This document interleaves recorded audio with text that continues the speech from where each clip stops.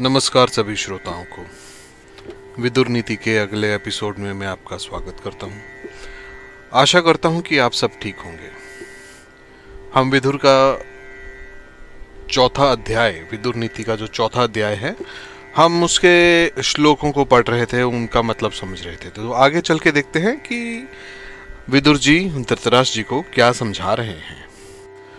तो मित्रता की बात करते हुए यहाँ विदुर धृतराष्ट्र से कहते हैं कि जो मित्र भय से बने हो, कई बार ऐसे होते हैं कि किसी के डर से ही हम किसी से दोस्ती करते हैं, या काफ़ी कोई स्ट्रांग पर्सन है या कोई स्ट्रांग पर्सनैलिटी है या उनकी बैकग्राउंड अच्छी खासी है, अगर हम उससे दोस्ती करते हैं सिर्फ भयभीत होके या किसी वश में आके, तो वो आपका मित्र नहीं है। जिसकी सेवा, जो मित्र की हेल्प हम अगेन डर के मारे करें, जो किसी शंका के कारण करें, वह भी आपका मित्र नहीं है। मित्र वही है जिसपे आप अपने पिता के समान भरोसा कर सकते हैं। ऐसा एक दोस्त, ऐसा एक आदमी या औरत जो भी है, जो आपके लिए हर मुश्किल में खड़ा हो, वही एक सच्चा मित्र है। कई बार ऐसा होता है कि हमारा किसी से पहले से कोई रिश्ता नहीं होता है, फिर भी ऐसे लोग कभी ऐसी इमरजेंसी में निकल आते हैं कि अपनों से बढ़कर मदद कर देते हैं, और उनका इसमें कोई कह लो कि कोई फ़ायदा भी नहीं होता है। बस उनमें एक भाव है कि दूसरों की मदद करनी है। ऐसा अगर आदमी कहीं मिले तो ऐसे आदमी से मित्रता वैसे ही रखिए जैसे वो दूसरा आदमी आपके साथ रखता है। आप भी उनकी इसी तरह से सहायता करिए। और कई लोग काफ़ी चंचल मन के होते हैं कि आज ये नहीं, आज वो पसंद नहीं आया तो गुस्से हो गए, किसी और से बात कर ली, और अगर यहाँ पर मन नहीं बहला तो किसी और के साथ बात कर ली। तो जो चंचल मन के मनुष्य हैं, और कहा गया है कि जो वृद्धों की सेवा नहीं करते, कई बार होते, आजकल क्या है कि आप देखेंगे कि बच्चे बड़े के साथ नहीं बैठ सकते। अगर तो जो जनरेशन है जो 80s में पैदा हुई है, या जो 90s में बॉर्न है, या इवन जो 2000 की जो में बॉर्न हुए हैं, उनमें ज़्यादातर ये दिखता है कि वो वृद्ध लोगों के साथ बैठ जाते हैं, उनसे बात कर पाते हैं। नई जनरेशन तो भूल जाइए कि वो वृद्धों के साथ बैठेंगे भी। जब से मोबाइल फ़ोन आए हैं, इसका जितना फ़ायदा लेना था उससे ज़्यादा तो नुकसान ही इसने किया है। तो जो वृद्धों की सेवा नहीं करता है, और जो काफ़ी चंचल मन का है, जो गली गली अपने मित्र बदलता है, अपने मतलब के लिए मित्र बनाता है, तो उसकी मित्रता भी स्थायी नहीं रहती, वह बदलती रहती है। ये वही बात होगी ना कि जो हंस होता है वो सूखे सरोवर के आजू बाजू ही घूमता रहेगा, अंदर क्यों जाएगा, उसका क्या फायदा है। उसी प्रकार जो चंचल मन का है, जो अज्ञानी है, वो अपनी इंद्रियों के नीचे आके दबा रहेगा, अपने मन के वश में ही आके ऐसे ऐसे काम कर देगा, जो मित्र होगा उनको भी गवा देगा। जो मित्रता है वो पैसा नहीं देखती है, सच्ची दोस्ती। और सच्ची दोस्ती बड़े होकर नहीं होती है, क्योंकि तब हमारा दिमाग काम करने लग जाता है, हमारे अंदर भावनाएं आ जाती हैं, हमारे अंदर एक ईर्ष्या आ जाएगी, एक द्वेष आ जाएगा, एक ऐसा स्वभाव आ जाएगा कि जिसमें हमारा स्वाभिमान हमसे बड़ा हो जाएगा। और इसलिए जो बचपन की दोस्ती होती है, जो स्कूल की दोस्ती होती है, खासकर जो स्कूल की या कॉलेज की भी दोस्ती होती है, तब हमारा मन एक ग्रोइंग अप जैसे स्टेज कह लीजिए उसमें होता है, और काफ़ी कुछ सह लेता है, काफ़ी कुछ समझ लेता है, और उस टाइम पे हम एक दूसरे को अच्छी तरह जान लेते हैं। उसी प्रकार से यहाँ विदुर जी कहते हैं कि पैसा देखकर मित्रता नहीं होती है। किसी से कुछ मांग लिया और उसने दे दिया, या आपने दिया उसने मांग लिया, या लेन देन से भी मित्रता नहीं होती है। मित्रता होती है एक समझ से कि किस समय पे मेरे दोस्त को या मेरे मित्र को किसी चीज की आवश्यकता है, फैमिली की इमरजेंसी हो, कुछ भी। तो इसी प्रकार का उदाहरण देते हुए विदुर जी कहते हैं कि उस टाइम के हिसाब से मित्रों को आप पैसे से तोल नहीं सकते। आगे विदुर जी कहते हैं कि ये जो संताप है, आजकल के ज़माने में आप संताप कह लीजिए, स्ट्रेस को, टेंशन को, दुख को, इससे सबसे पहले तो आपका रूप नष्ट हो जाएगा। रूप कैसे नष्ट हो जाएगा? आपके चेहरे में आपकी आंखें बता देती हैं कि क्या स्वभाव चल रहा है। क्रोध है, शांति है, गुस्सा, हाँ क्रोध और गुस्सा सेम हो गया, सॉरी। आगे खुशी है या कोई गम है या कोई आ, शौक की अवस्था है या कोई अचंबा हो गया है, आंखें सब बता देती हैं। तो जो संताप, जो दुख में ही रहता है, उसकी रूप ही नष्ट हो जाता है, उसमें खुशी की लहर नहीं आती, उसके चेहरे से उमंग उड़ जाती है। तो संतोष सबसे पहले तो रूप नष्ट करता है, अपनी शक्ति, अपना बल, कुछ करने की आपकी इच्छा नहीं रहेगी। फिर जो ज्ञान होता है, आप कभी दुख में सीधी तरह सोच नहीं पाएंगे, आप अनेक रोगों के शिकार हो सकते हैं। तो अपने आप को दुखों से हम दूर तो नहीं कर सकते, परंतु प्रभु का सिमरन करते हुए सुखों को अपने नजदीक जरूर ला सकते हैं। जो दुखी मनुष्य है उसको शत्रु अपने वश में जरूर कर लेता है। दुख किसका होगा? पैसे का होगा, ज्यादातर दुख पैसे का होगा, या अगर कोई दूसरा दुख है या फैमिली का होगा। तो शत्रु इन चीजों को समझकर आपको अपने वश में कर लेगा, आपको वो उस टाइम के लिए चीज प्रदान करेगा जिससे आपको खुशी मिले, आपको अपने वश में कर सकता है। तो आप ऐसा ही कोशिश करिए कि आप दुखों से दूर रहिए, और वो सिर्फ आप अच्छे कर्म से कर सकते हैं। जो मनुष्य है वो बार बार शोक करता है या दुखों में रहता है, बार बार जन्म लेता है। जन्म का कारण ही कर्मों का खेल है।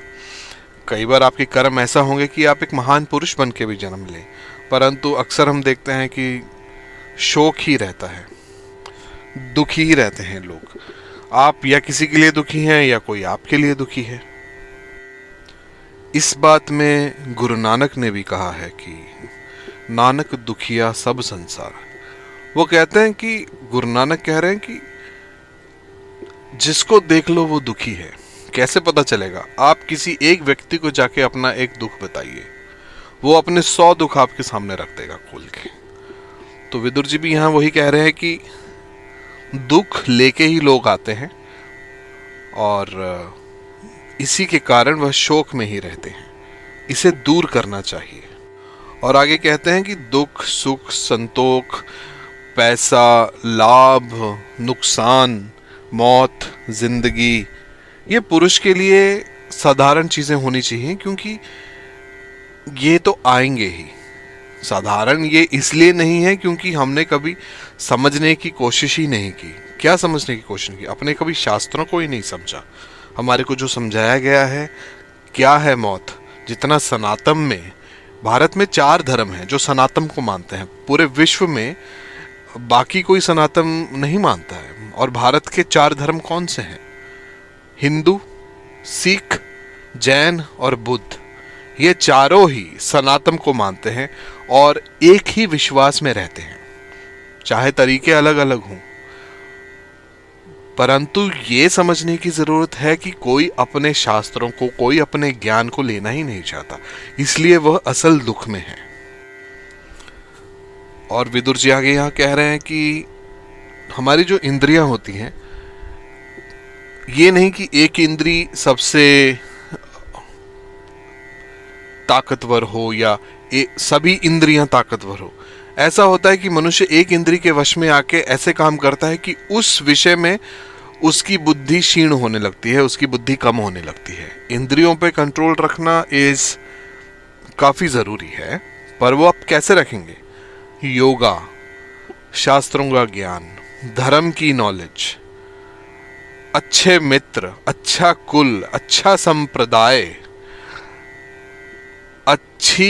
अच्छे गुरु की तलाश, इन सब चीजों से आप काफी कुछ सीख सकते हैं।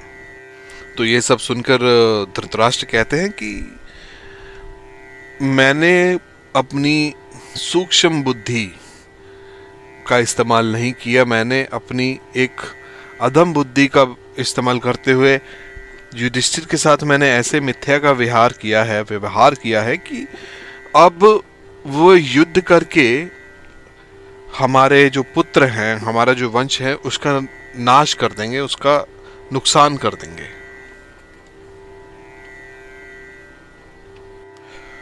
तो विदुर जी, मुझे ये बताइए कि मैं अभी अपनी गलती को कैसे स्वीकार करूं, अपने मन को कैसे शांत करूं।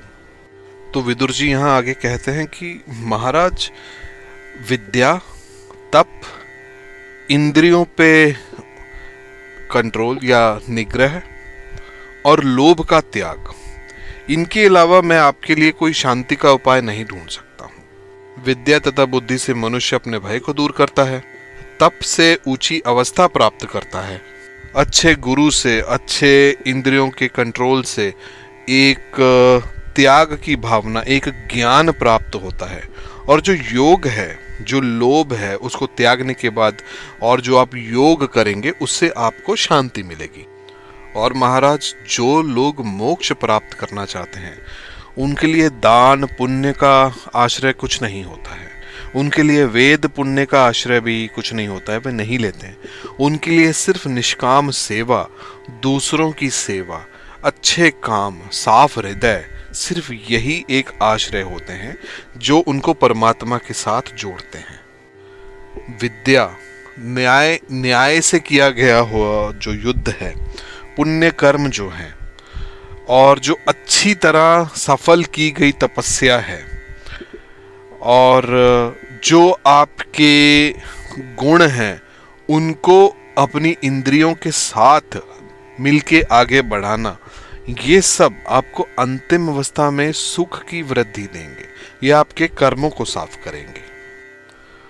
और राजन, जो आपस में ही लड़ने वाले लोग हैं, जो फूट फूट कर एक दूसरे से लड़ते हैं, जो एक दूसरे में फूट डालते हैं, उनको दुनिया का कोई भी सुख शांति नहीं देता है, उनको कोई भी सुख खुश नहीं करता है। वह अपने मन से ही दुखी होकर अंदर ही दुखी रहते हैं।